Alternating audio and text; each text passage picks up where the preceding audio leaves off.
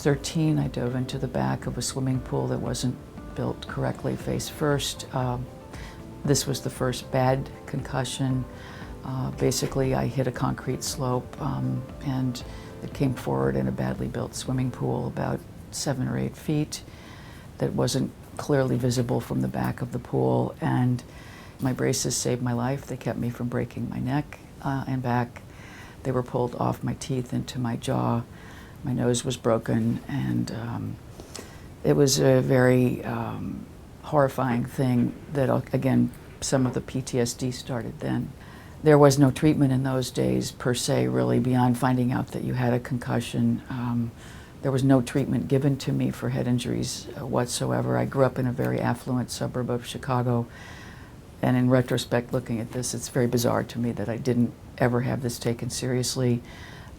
My grades in math within the next 6 or 8 months began falling down, and later I was diagnosed with dyscalculia, which is a math learning disability that is specifically related often to head injuries.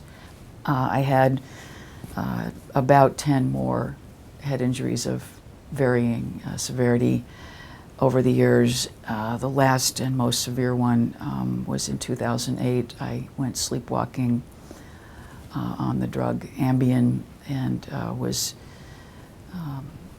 staying in a family home in the foothills of the Smoky Mountains, and went sleepwalking and fell into a 300-foot deep ravine and got so banged up I looked like I had gone through the windshield of a car. It's been an amazing journey, and the work of Dr. Norman Doidge and other people working, with neuroplasticity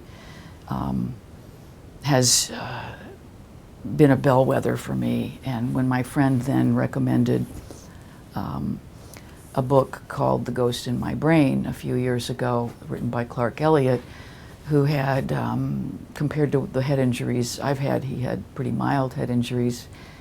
That said, everyone is different. Everyone's head injuries are unique in terms of even severity might not even be that important in causing problems. I was diagnosed along the way with ADHD, with severe anxiety and depression. So for years, my life, again, was revolving. The Western medicine answers was always medication, was always, so at one point I was on like 6 or 7 prescription drugs, and I was just a train wreck for a number of years. And then when my friend told me about The Ghost in My Brain, and I read about the Mind-Eye Institute and Dr. Zielinski's work, I decided I needed to come see her.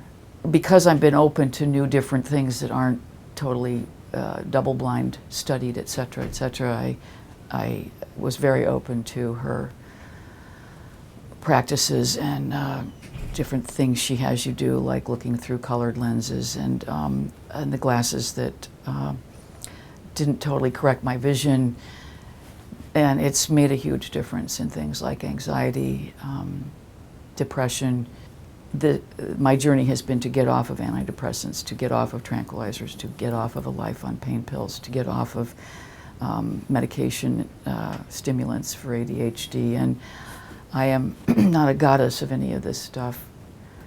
It's, however, been a journey that the work with the Mind-Eye Institute has just helped enormously. So I feel like I'm getting a chance to make up for a lot of lost time, a lot of time trying to cope with things that I see now were kind of neglected and not handled, or that there was just too much between the chronic pain and the depression. Was probably, if you said, what was my biggest problem, those two things. And to have a lens, literally a lens, working with my brain to help, along with the Alexander technique, to help these things with neuroplastic change and to have some hope every day. That's what the Mind-Eye Institute and Dr. Zielinski's work have really helped create in me. And this is why I feel it's important for people to see what's possible, what the human brain is